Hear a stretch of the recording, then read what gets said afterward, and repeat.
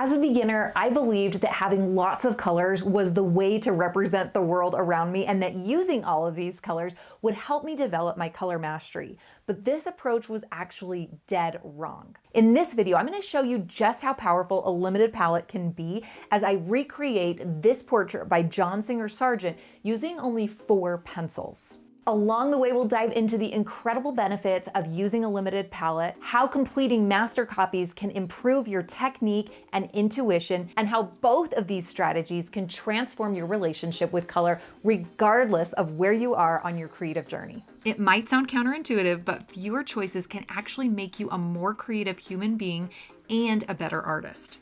The truth is, constraints like limiting your time, subject matter, size, or colors can push you to innovate in ways you wouldn't expect. For instance, intentionally restricting your color palette challenges you to solve problems creatively and helps you master essential skills like color mixing and composition. In this video, I am using a limited palette that may be new for colored pencil artists, but that is actually very popular among oil painters. The Zorn palette, made up of red, yellow ochre, black, and white. This simple palette is incredibly versatile.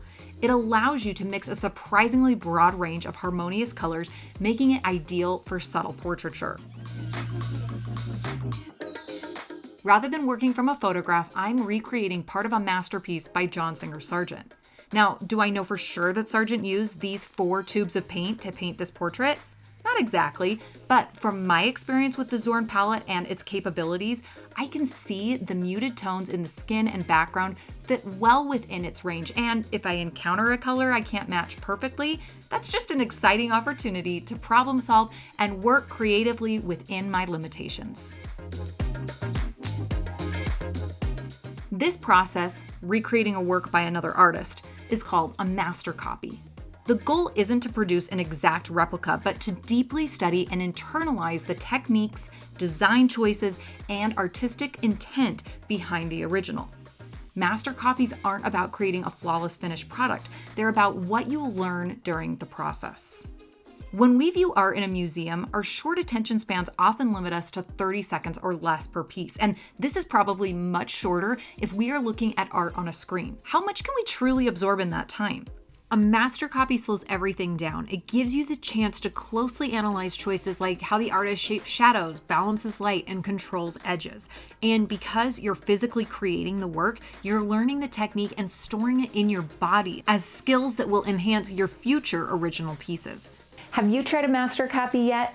If so, I would love to hear about it down in the comments. And if not, maybe this could be your opportunity to publicly declare that you're ready to give it a try. And by the way, thank you so much for watching these videos. It really means a lot to me. If you've enjoyed what you've seen so far, I'd love it if you hit the like button. It's a great way to support the channel and let the YouTube algorithm know that this video is worth sharing. Let's take a quick look at where we are with this piece so far. I have applied a base layer of colored pencil that establishes the shadow shapes and explores the hue and temperature shifts in the piece. So far, the only type of blending I have used is optical blending, applying light layers of color over one another. But since the work I am emulating is a painting, I would really like to build up some opacity with my pencils, and before I come in with more layers, I'm going to apply a solvent that works this pigment into the tooth of the paper. This Finesse colored pencil blender is a pretty new tool for me and I really like it. I'll link it down in the video description, and towards the end of the video, I'll talk about some other colored pencil blending resources.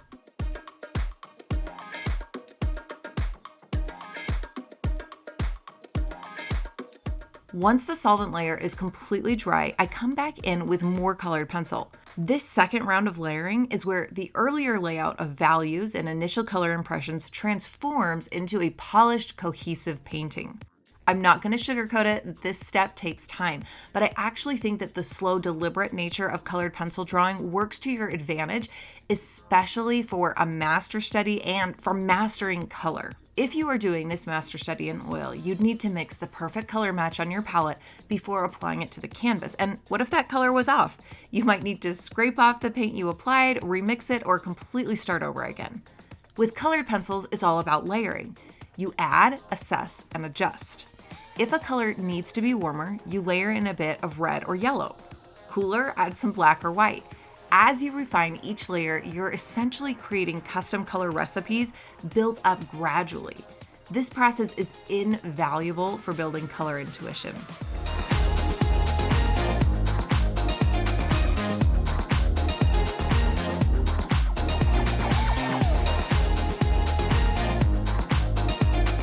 When you're learning color mixing, it's tempting to think if I just buy more pencils or more tubes of paint, it'll make things easier. But let me tell you, having too many choices can actually be overwhelming and lead to unexpected issues. Take this portrait I worked on, where I used all 150 colored pencils in my Holbein set. It was a fun creative challenge, but harmonizing so many different hues was tough. I spent a lot of time just thinking about how I was going to get everything to work together. And though I am reasonably happy with how it turned out, it certainly isn't my favorite piece, and it definitely lacks the sophisticated cohesion inherent in Sargent's painting. Achieving harmony with this limited palette for this master copy was effortless. It's almost impossible not to create a unified piece when your palette is so limited. While I wouldn't personally just use 4 colors in every single piece, I do wish I knew about and started using this palette earlier. When I was learning how to use color, I started with a dozen or so tubes of oil paint and a chart of mixing recipes. These recipes resulted in some great colors to use for skin in the figure drawing class I was taking, but this chart didn't teach me the how and why behind color. Those how and why lessons were learned through a lot of trial and error. Don't get me wrong, experimentation is part of every artist's color journey. But when you are juggling and testing a dozen tubes of paint or possibly hundreds of colored pencils, it is going to take longer to try everything and make connections. That's just math. I started exploring and falling in love with limited palettes later in my artistic journey, after I had a lot of bad paintings and bad colored pencil drawings under my belt. And even though I had developed a decent understanding of color by this point, these simple palettes opened my eyes to a new level of learning. In this piece in particular, I loved exploring the subtle shifts in temperature and color along the forehead and the way that the simplified shadow shapes were so elegant. While working on a master copy teaches you about sophisticated decision-making, technique, and composition, combining it with a limited palette amplifies those lessons. A restricted set of pencils encourages you to solve color challenges creatively, pushing you to develop an intuitive understanding of color mixing and layering. Master copies and limited palette exercises are now a regular part of my practice and a big part of the way that I teach color mastery in my signature program, the Color Lab. Try one of my all-time favorite exercises from this course for free. This guide walks you through a simple yet powerful exercise, complete with the project outline, tips for success, and even reflection questions to help you analyze your work. Best of all, you won't need any extra supplies, just paper and a basic set of colored pencils, which I know you already have. Earlier in the video, I discussed optical blending and demonstrated blending with solvent. And as I have been finishing up this piece, I have introduced a third type of blending called burnishing. While it's possible that you may already be familiar with these techniques, do you know how to improve your technique and select your blending method with intention so that you can get your pencils to do exactly what you want? In the next video, I'll teach you everything you need to know about colored pencil blending, from the basic techniques to advanced applications to how I use them strategically in my own work. I'll see you over there.